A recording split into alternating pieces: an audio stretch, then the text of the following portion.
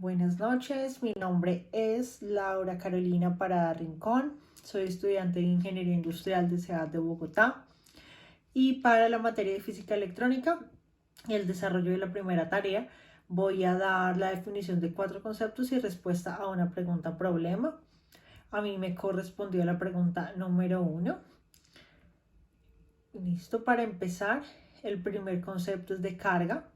La carga es la propiedad de algunas partículas subatómicas que se produce cuando se relacionan entre sí. La unidad principal es el coulomb y que se define en amperios al pasar por una sección en un segundo. Los tipos de cargas realmente se dan en carga negativa, ya que la física electrónica es el estudio de los electrones, el desplazamiento de los electrones. Sin embargo, cuando una partícula pierde electrones, la carga resulta positiva y cuando gana electrones resulta negativa.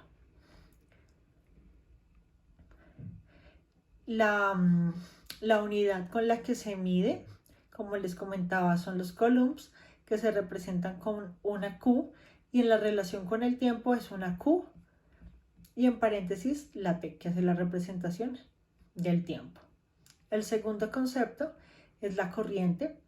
La corriente está muy relacionada con la carga, con el concepto anterior, ya que es la transferencia de la carga la que se considera la corriente, y es el desplazamiento de esta carga a través de un elemento y de un punto a otro. Los componentes de la corriente deben ser un número, un valor y una dirección. La una sin la otra no se consideraría corriente.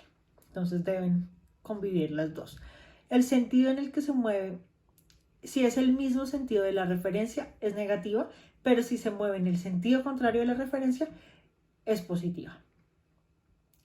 Y su unidad de medida es la I. Acá podemos ver algunos ejemplos de corrientes. Entonces acá es la corriente directa, como vemos es una línea. Acá vemos cómo varían senoidalmente con respecto al tiempo. Acá es una corriente exponencial y acá podemos ver una corriente senoidal amortiguada. Como vemos, existen diferentes tipos de corrientes.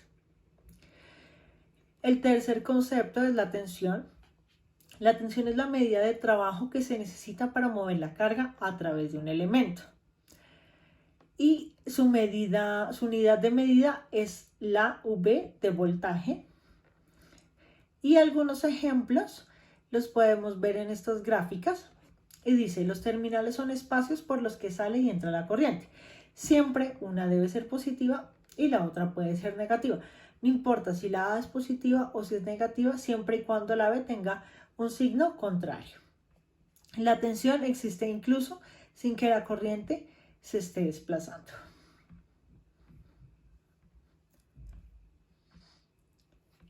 El último concepto es la potencia, que es la velocidad a la que se consume la energía o corriente al ser transferida. Es decir, el trabajo que conlleva para que ese desplazamiento se dé a través del elemento. La potencia debe ser igual a la tasa de coulombs, que es su transferencia por segundo, y la energía necesaria. Acá podemos tener un ejemplo y es una forma de cómo se puede calcular. Entonces nos dice que si la terminal A es de 5 voltios respecto a la terminal B, se alimentan en 2A en este tipo de relación. Entonces los tomamos y decimos, tomamos el 5 y lo multiplicamos por las 2 veces de A, y 5 por 2 nos da 10 joules. Es decir, que el trabajo que requiere para hacer este desplazamiento con relación a estos valores es de 10. Se absorbe 10 de potencia.